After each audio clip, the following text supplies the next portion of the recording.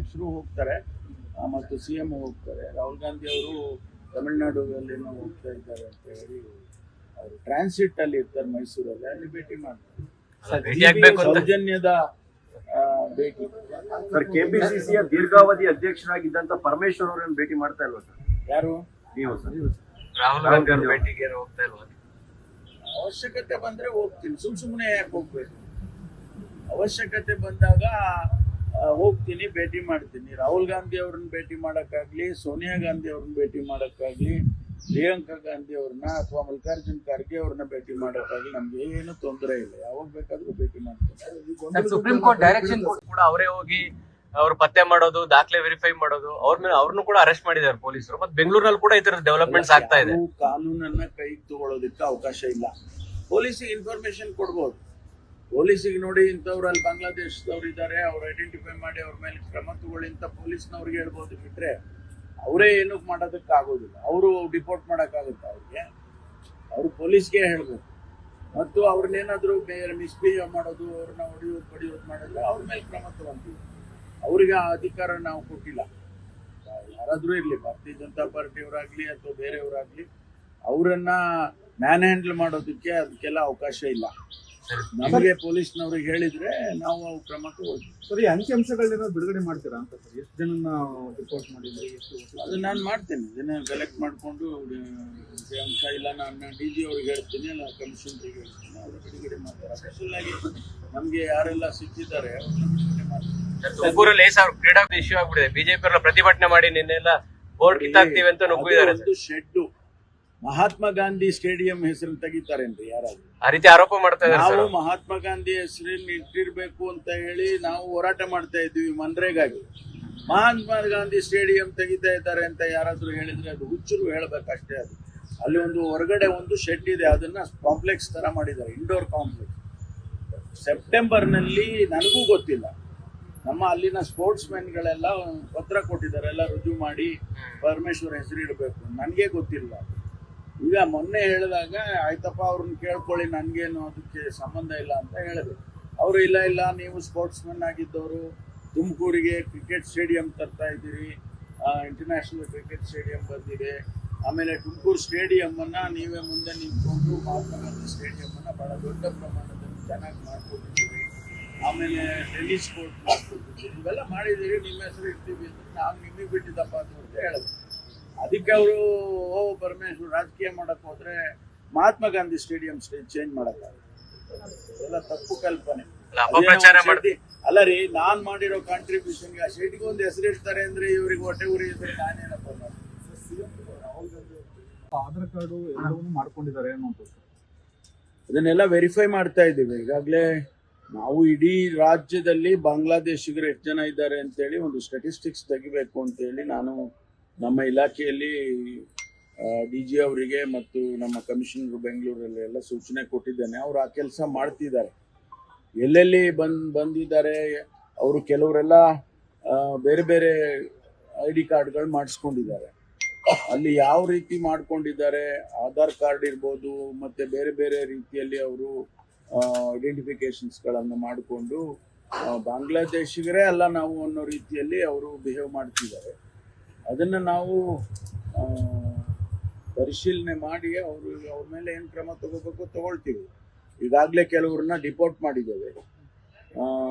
ಅವ್ರನ್ನ ಈಗ ನೋಡಿ, ಅಲ್ಲಿ ಬಾಂಗ್ಲಾದೇಶದಿಂದ ಬಾರ್ಡರ್ನಲ್ಲಿ ಅವರು ಅಲ್ಲಿ ಬರ್ತಾರೆ, ಅಲ್ಲಿ ಹಣ ಕೊಟ್ಬಿಟ್ಟು ಒಳಗಡೆ ಬರ್ತಾರೆ ಅಂತ ಹೇಳ್ತಿದ್ದಾರೆ. ಕೇಂದ್ರ ಸರ್ಕಾರ ಬಾರ್ಡರ್ನ ನೋಡ್ಕೊಳ್ಳೋರು ಕೇಂದ್ರ ಸರ್ಕಾರ, ಬಾರ್ಡರ್ ಸೆಕ್ಯೂರಿಟಿ ಫೋರ್ಸ್ ಇರ್ಬೋದು, ಅದು ಅಥವಾ ಮಿಲಿಟರಿ ಇರ್ಬೋದು, ಅವರು ಅಲ್ಲಿ ನಿಲ್ಲಿಸ್ಬೇಕು. ಅಲ್ಲಿ ಪೋರಸ್ ಆಗಿ ಅಲ್ಲಿ ಬಿಟ್ಬಿಟ್ಟು ಅವರು ದುಡ್ಡು ತೊಗೊಂಡು ಬಿಡ್ತಾರೋ, ಹಾಗೆ ಬಿಡ್ತಾರೋ, ಕದ್ದು ಬರ್ತಾರೋ ಗೊತ್ತಿಲ್ಲ ನಮಗೆ. ಆದರೆ ಬಂದ ಮೇಲೆ ಅವರು ಭಾಳ ಜನ ಬೆಂಗಳೂರಿಗೆ ಭಾಳ ಶಾಂತಿಯಿಂದ ಇದೆ ಬೆಂಗಳೂರು ಅಂತೇಳಿ ಇಲ್ಲಿ ಬಂದು ಸೆಟ್ಲ್ ಆಗಿಬಿಡ್ತಾರೆ. ಅದನ್ನು ನಾವು ಈಗ ಕಾಫಿ ತೋಟದಲ್ಲಿ ಸಕಲೇಶ್ವರದಲ್ಲಿ ಕೆಲವರು ಇದ್ದಾರೆ ಅಂತ ಹೇಳಿದರು. ಅದನ್ನು ಐಡೆಂಟಿಫೈ ಮಾಡಿ ಕೆಲವರನ್ನ ಡಿಪೋರ್ಟ್ ಮಾಡೋ ಕೆಲಸ ಮಾಡಿದ್ದೀವಿ. ಹಾಗೆ ಅವರು ಈ ಮಿನಿಯಲ್ ಜಾಬ್ಸ್ ಎಲ್ಲ ಸಣ್ಣ ಸಣ್ಣ ಕೆಲಸಗಳಿಗೆ ಎಲ್ಲ ಬಂದು ಸೇರ್ಕೊಂಡಿರ್ತಾರೆ. ಈಗ ಆನೇಕಲ್ಲು ಆ ಭಾಗದಲ್ಲಿ ಒಂದಷ್ಟು ಜನ ಇದ್ದಾರೆ ಅಂತ ಹೇಳಿದ್ರು, ಅದನ್ನು ವೆರಿಫೈ ಮಾಡಿಸ್ತಾ ಇದ್ದೀವಿ. ಎಲ್ಲೆಲ್ಲಿ ಬಾಂಗ್ಲಾದೇಶಿಗರು ಇದ್ದಾರೆ ಅವ್ರನ್ನೆಲ್ಲ ನಾವು ಗುರುತು ಹಚ್ಚಿ ಅವ್ರನ್ನ ವಾಪಸ್ ಕಳಿಸೋ ಕೆಲಸ ಮಾಡ್ತೀವಿ. ಮಾತಾಡ್ತಿದ್ದಾರೆ. ನಾವೀಗಾಗಲೇ ಅವರಿಗೆ ತಿಳಿಸಿದ್ದೇವೆ, ಗವರ್ನರಿಗೆ ಅವರಿಗೆ ಎಲ್ಲ ರೀತಿಯಲ್ಲೂ ಕೂಡ ಸಮಜಾಯಿಷಿ ಕೊಟ್ಟಿದ್ದೇವೆ. ಅವ್ರೇನಾದರೂ ಕ್ಲಾರಿಫಿಕೇಶನ್ ಕೇಳಿದ್ರೆ ಅದನ್ನು ಕೂಡ ಕೊಡ್ತೇವೆ. ಇದು ಒಂದು ದೂರದೃಷ್ಟಿ ಇರ್ತಕ್ಕಂಥ ಮಸೂದೆ. ಜನಸಮುದಾಯದಲ್ಲಿ ಅನವಶ್ಯಕವಾಗಿ ಹೇಳಿಕೆಗಳನ್ನು ಕೊಟ್ಟು ಗೊಂದಲಗಳನ್ನು ಸೃಷ್ಟಿ ಮಾಡ್ತಾ ಇದ್ದಾರೆ ಮತ್ತು ಅದರಿಂದ ಆಗುವಂಥ ಅನಾಹುತಗಳು ಬೇರೆ. ಅನೇಕ ರೀತಿಯಲ್ಲಿ ಅದರ ಇಂಪ್ಯಾಕ್ಟು ಸಮಾಜದ ಮೇಲೆ ಬೀಳುತ್ತೆ ಅಂತ ಹೇಳಿ ಅದನ್ನು ಭಾಳ ಚರ್ಚೆ ಮಾಡಿ ಆನಂತರ ನಾವು ಆ ಬಿಲ್ಲನ್ನು ತಂದಿದ್ದೇವೆ. ಸದನದಲ್ಲೂ ಕೂಡ ನಾನು ಮಂಡನೆ ಮಾಡುವಂಥ ಸಂದರ್ಭದಲ್ಲಿ ಅದನ್ನು ಎಕ್ಸ್ಪ್ಲೈನ್ ಮಾಡಿದ್ದೇನೆ. ಅಸೆಂಬ್ಲಿಯಲ್ಲಿ ಹೇಳುವಾಗ ಎಕ್ಸ್ಪ್ಲೈನ್ ಮಾಡಿದರೆ ಅಷ್ಟರಲ್ಲಿ ಗಲಾಟೆ ಮಾಡಿದ್ದಾರೆ ಭಾರತೀಯ ಜನತಾ ಪಾರ್ಟಿಯವರು, ವಿರೋಧ ಪಕ್ಷದವರು. ಹಾಗಾಗಿ ಇವತ್ತು ಆ ಬಿಲ್ಲನ್ನು ನಾವು ಪಾಸ್ ಮಾಡಿಕೊಂಡು ಗವರ್ನರಿಗೆ ಕಳಿಸಿದ್ದೇವೆ.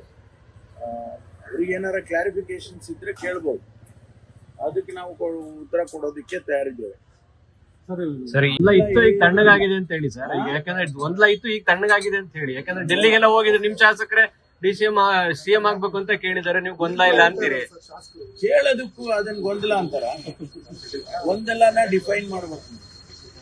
ಗೊಂದಲ ಅಂದ್ರೆ ಏನು ಅಂತ ಆ ರೀತಿ ಏನಿಲ್ಲ, ಭೇಟಿ ಮಾಡ್ತಾರೆ. ಸರ್, ನಿನ್ನೆ ಸಿಬಿಐ ಚುನಾವಣೆ ನಡೆಸಬೇಕು ಅಂತ ಸುಪ್ರೀಂ ಕೋರ್ಟ್ ಆರ್ಡರ್ ಮಾಡಿದೆ. ಅದ್ರ ಪ್ರಿಪರೇಷನ್ ಅದು ಮಾನ್ಯ ಉಪಮುಖ್ಯಮಂತ್ರಿಗಳೇ ಆ ಖಾತೆ ನಿಭಾಯಿಸ್ತಾ ಇರ್ತಕ್ಕಂಥವ್ರು. ಅವ್ರು ಅದನ್ನು ಗಮನಿಸಿ ತೀರ್ಮಾನ ಮಾಡ್ತಾರೆ. ಕ್ಯಾಬಿನೆಟ್ ಅಲ್ಲಿ ತಗೊಂಡು ಬಂದು ಚರ್ಚೆ ಮಾಡಿ ತೀರ್ಮಾನ ಮಾಡ್ತಾರೆ. ಏನು ಅಂತಿಮವಾಗಿ ಆದೇಶ ಮಾಡಿದ್ದಾರೆ ಸುಪ್ರೀಂ ಕೋರ್ಟ್ನಲ್ಲಿ. ಅಂತಿಮ ಆದೇಶ ಅಂತಾನು ಹೇಳಿದ್ದಾರೆ. This is the last order direction. ಅದನ್ನ ಒಂದು ಸರ್ಕಾರ ಗಂಭೀರವಾಗಿ ತಗೊಳುತ್ತೆ. ಚುನಾವಣೆ ಮಾಡಲೇಬೇಕು ಅಂತ ಹೇಳಿದ್ದಾರೆ, ಮಾಡೋದಕ್ಕೆ ಏನು ಪ್ರಿಪರೇಷನ್ ಬೇಕು ಅದು ಮಾಡ್ತೀವಿ. ಸರ್, ಬಳ್ಳಾರಿ ಘಟನೆಗಳು ಪಾದಯಾತ್ರೆಗೆ ಮುಂದಾಗಿದ್ರೆ ಇವತ್ತು ವಿಜೇಂದ್ರ ಅವರು ಹೈಕಮಾಂಡ್ ಪತ್ರ ಬರೆದಿದ್ದಾರೆ, ನಾವು ಪಾದಯಾತ್ರೆ ಮಾಡ್ತೀವಿ ಬಳ್ಳಾರಿಯಿಂದ ಬೆಂಗಳೂರಿಗೆ. ಪಾದಯಾತ್ರೆ ಮಾಡೋದಕ್ಕೆ ನಾವು ಏನು ಹೇಳಕ್ಕಾಗಲ್ಲ. ನಾವು ಮಾಡಿದ್ವಿ, ಬೆಂಗಳೂರಿಂದ ಬಳ್ಳಾರಿಗೆ ನಾವು ಮಾಡಿದ್ವಿ. ಅವರು ಮಾಡ್ತಾರೆ. ನೀವು ಮಾಡುವಾಗ ಆದಂತ ಘಟನೆಗೂ ಈಗ ಒಂದು ಘಟನೆ ಹಿಡ್ಕೊಂಡು ಅವ್ರು ಮಾಡ್ತಿರುವಂತ ಮುಂದಾಗಿರುವಂತ ಪಾದಯಾತ್ರೆಗೂ ಹೋಲಿಕೆ ಸಾಧ್ಯನಾ ಸರ್? ಅವತ್ತು ಪರಿಸ್ಥಿತಿ ನಾವು ಹೋಲಿಸೋದಕ್ಕಾಗೋದಿಲ್ಲ. ವಿಷಯಗಳು ಮುಖ್ಯ. ನಾವು ಮಾಡಿದ್ದು ಅಲ್ಲಿ ಅನಧಿಕೃತವಾಗಿ ಗಣಿಗಾರಿಕೆ ನಡೀತಾ ಇದೆ, ರಾಜ್ಯದ ಸಂಪತ್ತು ಲೂಟಿ ಆಗ್ತಾ ಇದೆ ಅಂತ ಹೇಳಿ ನಾವು ಮಾಡಿದ್ವಿ. ಅವರು ಒಂದು ಸಣ್ಣ ವಿಷಯವನ್ನ ಇಟ್ಕೊಂಡು ಮಾಡ್ತಿದ್ದಾರೆ. ಅದನ್ನ ನಮಗೆ ಪೊಲೀಸ್ನವರಿಗೆ ಅಥವಾ ಸರ್ಕಾರಕ್ಕೆ ಬಿಟ್ಟರೆ ಅದನ್ನ ಹ್ಯಾಂಡಲ್ ಮಾಡ್ತೀವಿ. ಈಗಾಗಲೇ ಅದ್ರ ಏನ್ ಕ್ರಮ ತಗೋಬೇಕು ತಗೊಂಡಿದ್ದೀವಿ. ಸರ್, ಪರ್ಮಿಷನ್ ಕೊಡ್ತೀರಾ ಪಾದಯಾತ್ರೆಗೆ ಅಂತ? ಅದು ಅಲ್ಲಿ ಸ್ಥಳೀಯ ಪೊಲೀಸರು ನಿರ್ಧಾರ ಮಾಡ್ತಾರೆ. ಸ್ಪೆಷಲ್ ಕ್ಯಾಬಿನೆಟ್ ಕರೆದಿರಿ ಸರ್. ರಾಜ್ಯದ ಉಪಮುಖ್ಯಮಂತ್ರಿಗಳು ಮಾನ್ಯ ಶಿವಕುಮಾರ್ ಅವರನ್ನ ಭೇಟಿ ಮಾಡಿದ್ದೆ. ತುಮಕೂರಿನಲ್ಲಿ 16ನೇ ತಾರೀಕಿನಿಂದ 22ನೇ ತಾರೀಕುವರೆಗೂ ರಾಜ್ಯದ ಕ್ರೀಡಾಕೂಟವನ್ನು ಆಯೋಜನೆ ಮಾಡಿದ್ದೇವೆ. ಅದಕ್ಕೆ ಅವರನ್ನ ಆಹ್ವಾನ ಮಾಡೋದಕ್ಕೆ ನಾನೇ ಖುದ್ದಾಗಿ ಬಂದು ಆಹ್ವಾನ ಮಾಡಿದ್ದೇನೆ. ಅವರು ಕೂಡ ಸಮಯ ನೋಡ್ಕೊಂಡು 16ರಿಂದ 22ರವರೆಗೆ ಯಾವತ್ತಾದ್ರೂ ಒಂದು ದಿವಸ ಬರ್ತೇನೆ ಅಂತಕ್ಕಂಥ ಮಾತೆಲ್ಲ ಹೇಳಿದ್ದಾರೆ. ಸುಮಾರು 8,000 ಕ್ರೀಡಾಪಟುಗಳು ಭಾಗವಹಿಸ್ತಾರೆ. ತುಮಕೂರಲ್ಲಿ 27 ಕ್ರೀಡೆಗಳನ್ನು ಆಯೋಜನೆ ಮಾಡ್ತಾ ಇದ್ದೇವೆ. ಒಂದು ದೊಡ್ಡ ಕ್ರೀಡಾಕೂಟ ಇತ್ತೀಚಿನ ದಿನಗಳಲ್ಲಿ ಆಯೋಜನೆ ಮಾಡ್ತಾ ಇರ್ತಕ್ಕಂಥದ್ದು. ಹಾಗಾಗಿ ಮಾನ್ಯ ಮುಖ್ಯಮಂತ್ರಿಗಳು 16ನೇ ತಾರೀಕು ಉದ್ಘಾಟನೆ ಮಾಡ್ತಾರೆ. 22ನೇ ತಾರೀಕು ಸಮಾರೋಪ ಕಾರ್ಯಕ್ರಮಕ್ಕೆ ಮಾನ್ಯ ರಾಜ್ಯಪಾಲರು ಭಾಗವಹಿಸ್ತಾರೆ. ಅದಕ್ಕಾಗಿ ಅವ್ರನ್ನ ಭೇಟಿ ಮಾಡೋದಕ್ಕೆ ಬಂದೆ. ಬೇರೆ ಯಾವುದೇ ವಿಷಯಗಳನ್ನು ನೀವು ಕೇಳೋದಕ್ಕೆ ಮುಂಚೆನೇ ಹೇಳ್ಬೋದು. ಬೇರೆ ಯಾವುದೇ ವಿಷಯಗಳನ್ನು ನಾವು ಚರ್ಚೆ ಮಾಡಿಲ್ಲ.